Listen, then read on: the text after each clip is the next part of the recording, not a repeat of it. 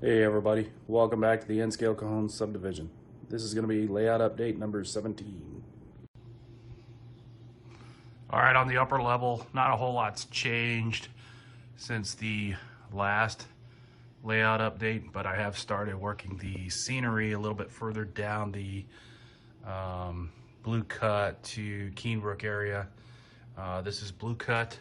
Got some more of the rock formations painted. I've also built the rock formations behind the Union Pacific High Line. I've got them plastered, but I haven't done any of the sculpted molding on them yet. I've also started doing some of the detail scenery around the Cajon Junction. Made some dirt piles. Got some of the old scrap track in place. None of that's glued down just yet. Still kind of working, some of the details and kind of getting it in place. So that's the scenery so far on the upper level.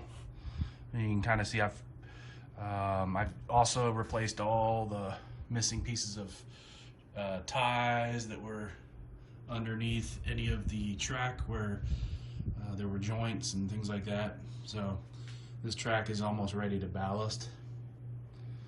Made some other dirt piles. I still have to blend them in with some scenery.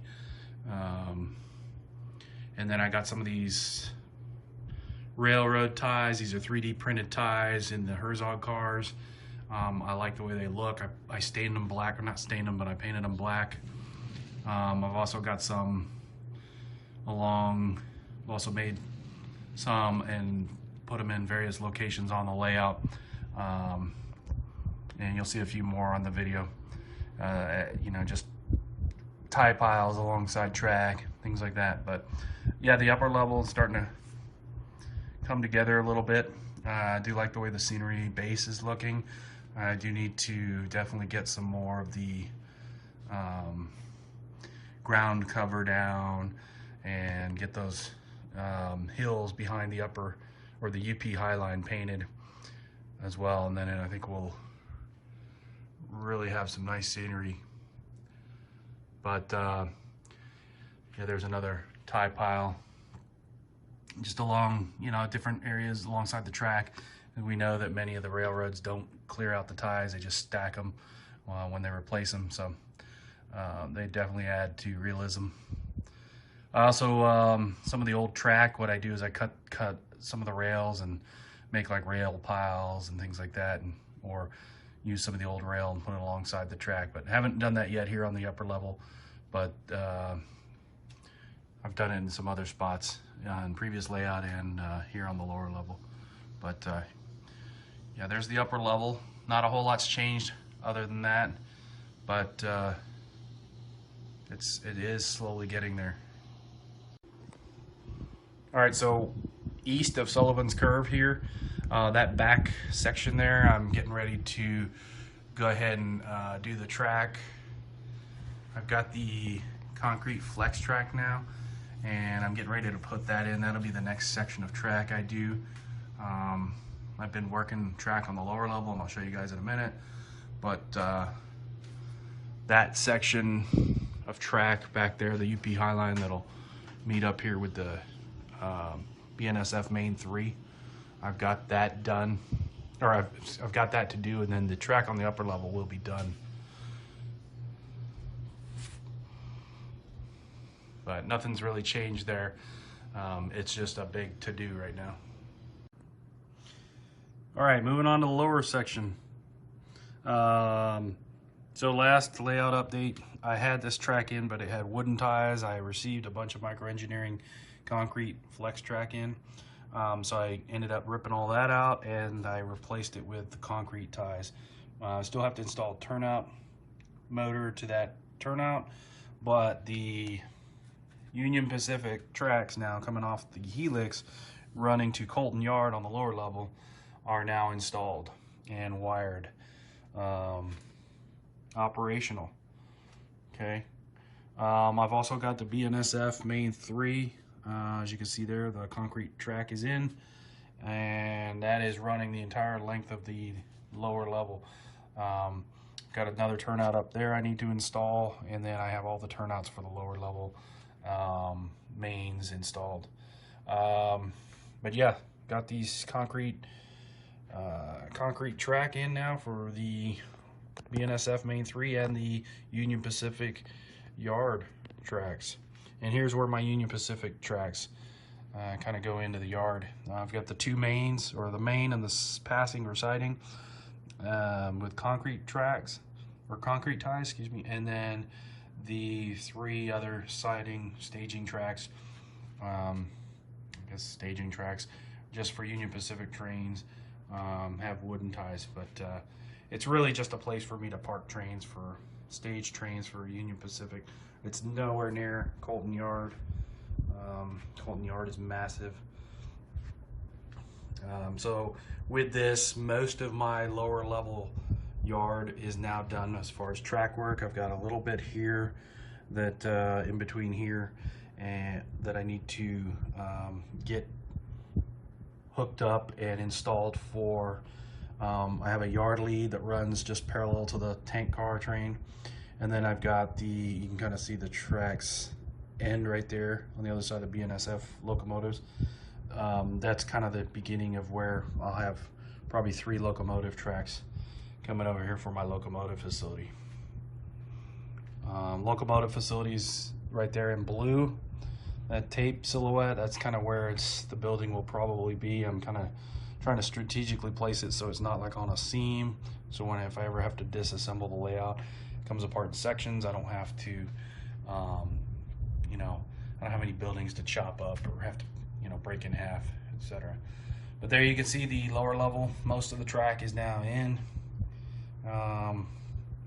Cleaned up all the junk that was in here as well, and got the turnouts all installed for this end on the Union Pacific tracks. Another DS64 installed down this end, and then all of the feeders now are wired all the way down here up to about here. I've got a few more. I need to pull some things out on this end, and then those guys will be connected to the bus. But the tracks are operational. I've got power coming through now. I just need to get the remainder of the feeders hooked up to the bus. Was kind of debating on doing maybe like a little car shop down here. Give me a place to kind of, if I've got cars I need to work on, I can kind of sidelight them, take them out of the regular tracks, and then I've got a place where I can, have them kind of staged until I get time to work on them, or whatever, swap out plastic wheels with metal wheels, or couplers, or whatever it is that needs to be done. But there's the lower level yard coming along quite nicely. I don't have too many Union Pacific trains in there yet.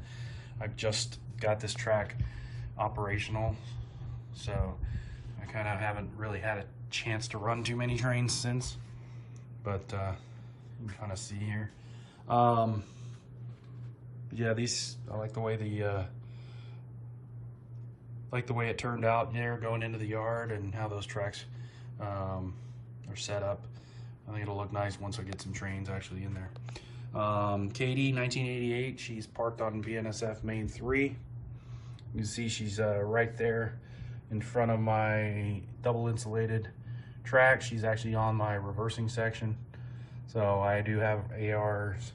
I have 2 AR1s on my lower level and 2 on my upper level. I have to run them because I do have track that doubles back on itself, and it's needed for the polarity change. Panning east, just past San Bernardino, I've got a new crossover in.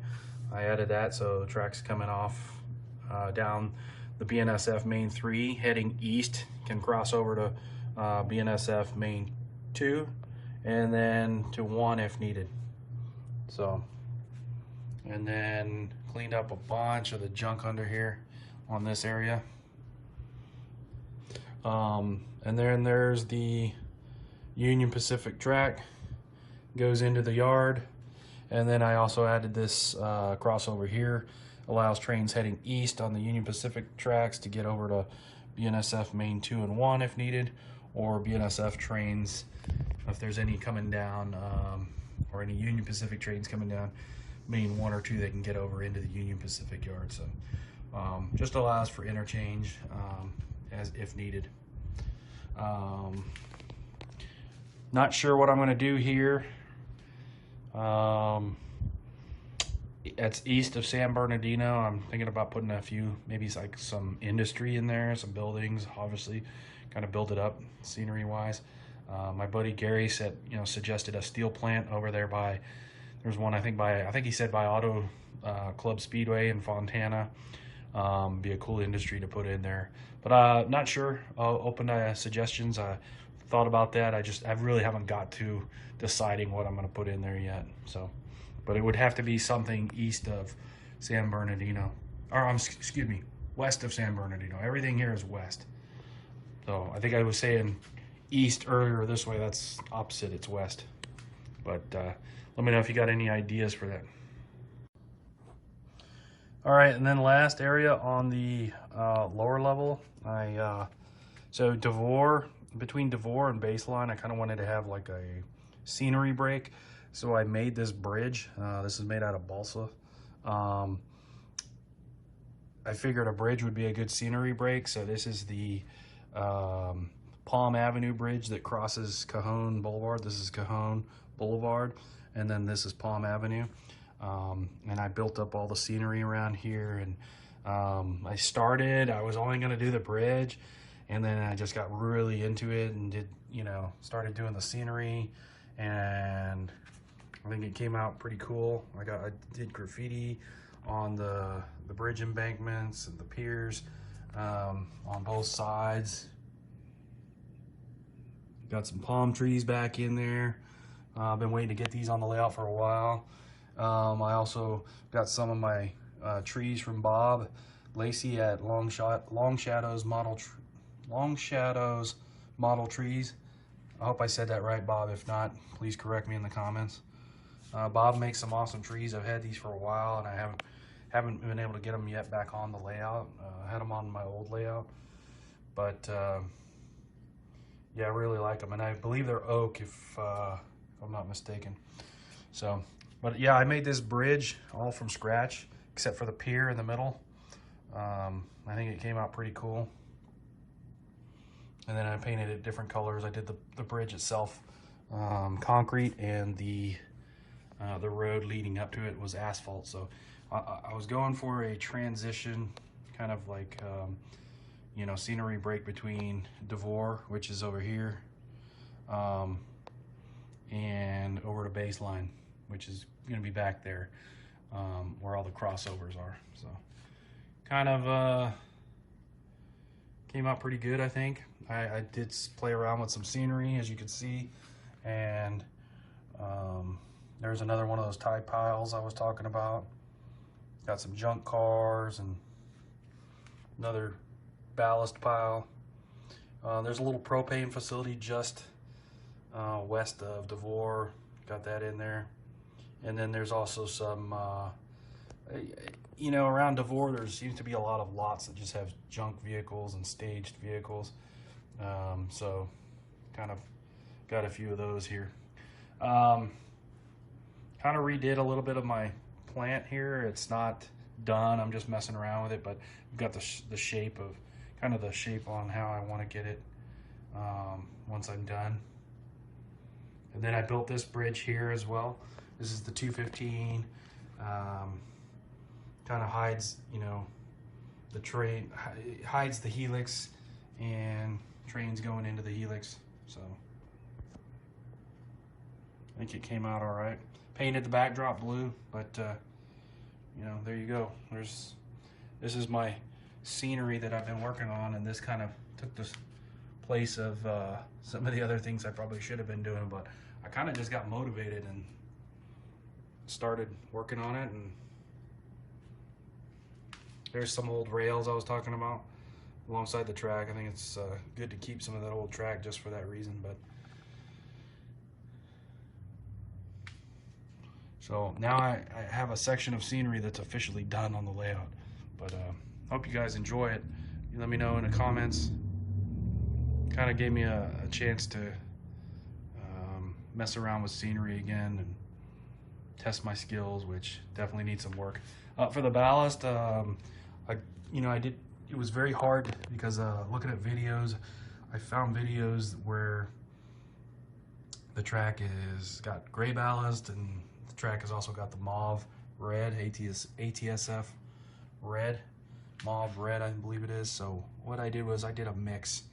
I kind of have some shakers and I mix them together, and then I just kind of, some areas are heavier with gray, others are heavier with the red, but still have to ballast the tracks in the yard,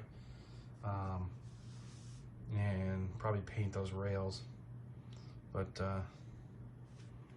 that's it so far for lower level. Hope you guys enjoyed the video. I'll try to get some clips of trains running through this area, newly scenic area, and let me know what your thoughts are in the comments. Appreciate it, and we'll see you guys next time.